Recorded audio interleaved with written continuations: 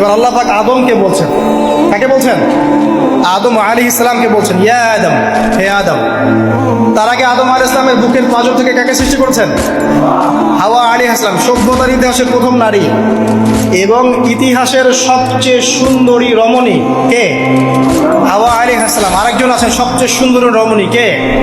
কে বলতে পারবেন?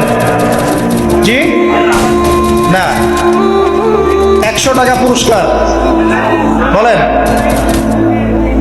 হ্যাঁ, নাম কি? মাশাআল্লাহ, ওই ওকে পুরস্কার দিও। কি নাম তোমার? মাশাআল্লাহ মাশাআল্লাহ।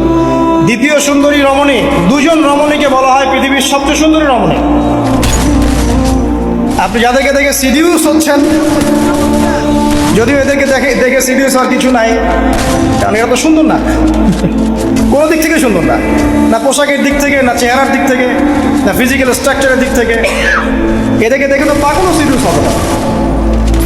তো আদম আলাইহিস সালাম এবং আদম আলাইহিস সালামের স্ত্রী হাওয়া আলাইহিস সালাম এবং সারা আলাইহিস সালাম ইতিহাসের সবচেয়ে সুন্দর রমণী।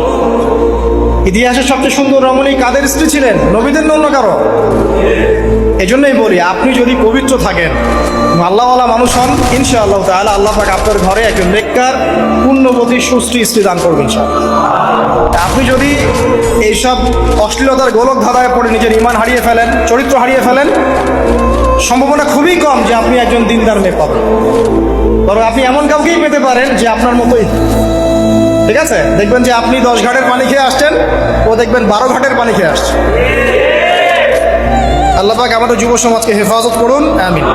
আল্লাহ পাক এবার আদম আলাইহিস সালামকে বলছেন, ইয়া আদম, হে আদম, উসকুন আনতা ওয়া যাওজুকাল জান্নাহ। আদম শোনো, তুমি এবং তোমার স্ত্রী দুইজন এখন জান্নাতে থাকো। কোথায় থাকো? জান্নাতে থাকো।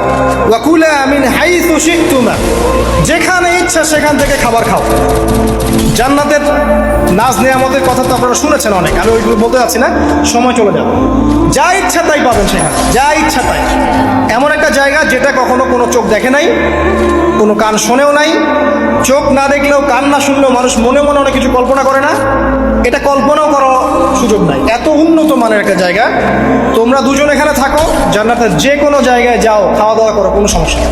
কিন্তু ওয়ালা তাকরাবা হাদিহিশ শাজারা, মানে কি, এই যে গাছটা আছে, এই গাছের কাছে যেও না। একটা শর্ত খালি দিলাম, গাছের কাছে যেও না। গাছের নাম কি এগুলো আমাদের আলোচনার বিষয় না। বিষয়টা হচ্ছে আল্লাহ পাকের আদেশটা কি। গাছটা আম গাছ হতে পারে, জাম গাছ হতে পারে, কদু গাছ হতে পারে, যে কোনো গাছ হতে পারে। এটা নিয়ে আমাদের কোনো মাথা ব্যথা নাই। মাথা ব্যথা হচ্ছে আল্লাহ পাকের আদেশ, এই গাছের কাছে যেও না, বাস যেও না। আচ্ছা, ফাতাকুনা মিনাজ জালিমিন, যদি চলে যাও তোমরা দুজন এখানে, তাহলে তোমরা দুজন কিন্তু জালেম হয়ে যাবে। আল্লাহ পাকের হুকুম অবাধ্য করলে মানুষ কি হয়ে যায়? জালেম হয়। এই জন্য আমরা দোয়ায় বলি, আল্লাহুম্মা ইন্নী যালামতু নাফসি, বলি না? হে আল্লাহ, আমি আমার নফসের উপর জুলুম করেছি।